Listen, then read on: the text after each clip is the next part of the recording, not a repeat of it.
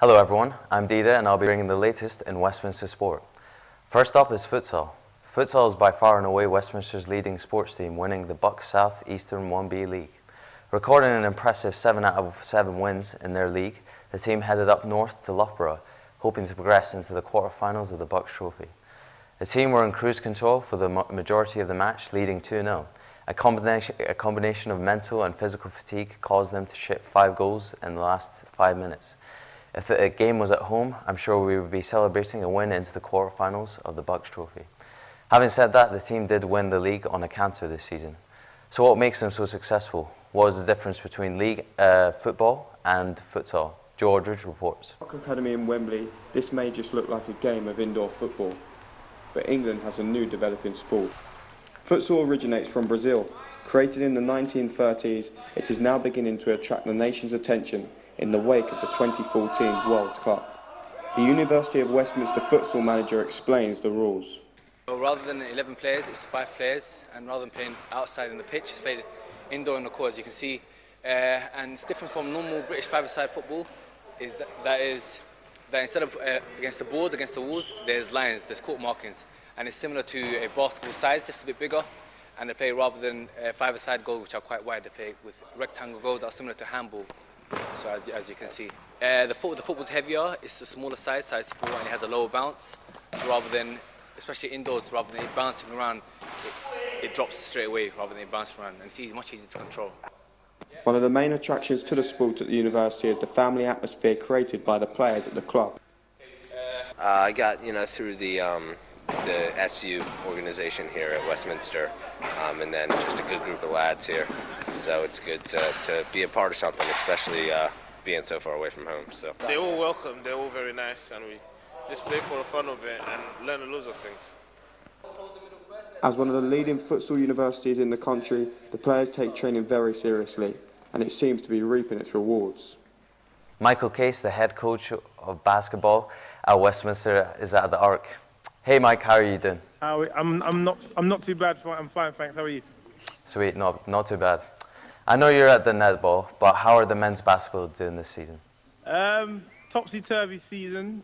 Not their best, but they're doing okay. They're doing all right. That's good. Have you achieved what you sought out to achieve at the start of the season?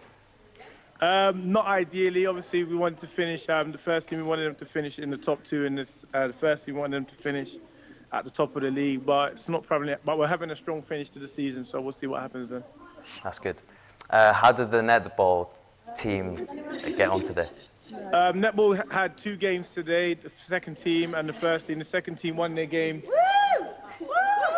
The score was 49-25. That's good. First team had a game just now against UWSU, which was a cup game. Cup game? Yeah. Cup game, and it was a very intense, very high-paced game. They come through that game 30-29. Cool. How do you view sport at Westminster in general? Sorry? Could it be better? How do you view sport in Westminster in general? Could it be better? There's ups and downs, but some teams it's really good. It's really good. With the netball team, there's good cohesion, good team spirit, good energy. Basketball team's there. Sorry, 2 sports I'm around most of the time. Some of the other teams I haven't really spoke much for. Women's football's good as well. That's good. All right, thanks, Mike. All right, thank you very much. Now to women's football. The team headed into the quarterfinals of the Cup today against Roehampton University at home. The ladies can take pride in their season so far, sitting in 3rd spot in their respective league. This just in, unfortunately the team lost 4-0 to Roehampton. Speaking of women's football, Harrow in conjunction with the FA are running a scheme aimed at introducing more Asian women in football. I went to Harrow and found out more. Shadows of Wembley, a new initiative is taking place. Having seen women's football take major strides in recent years, young girls from the Harrow and Brent area have gone one step further. The Middlesex Women's Desi League aims to get Asian women playing football. Player manager and league coordinator Sheena Harami explains to us about the league and how it was formed. We started on a pilot project at the start. This is our 2nd league that we're running. I thought there's a lot of Asians in Harrow and there wasn't a place where we could play. So just to get the teams together at a central venue was good for us. The league has expanded from 4 to 6 teams in recent months, and player Benita Petit explains why she takes part.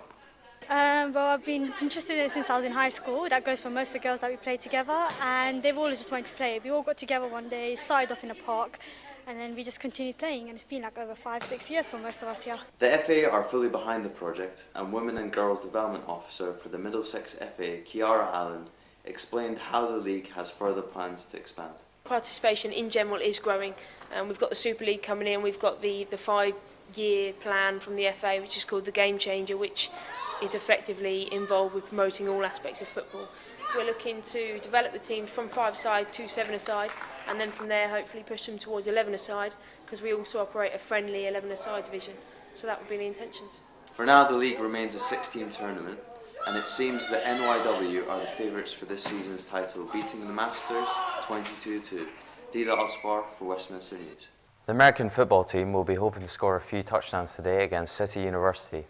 The side will be hoping to turn their season around today with a win. The rugby team have had an unfortunate run of results recently, recording 9 losses out of 9 matches. The side had hoped to turn their bad patch of form today against Chichester University, but unfortunately lost 31-7 to an organised and well-disciplined Chichester side.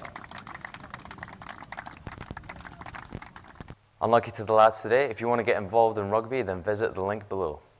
Don't forget to message us at Smoke Sports HD, where you can keep up with us with the latest Westminster University Dragons news and results. And that's all the sport this week, and that's all for me. Till next week.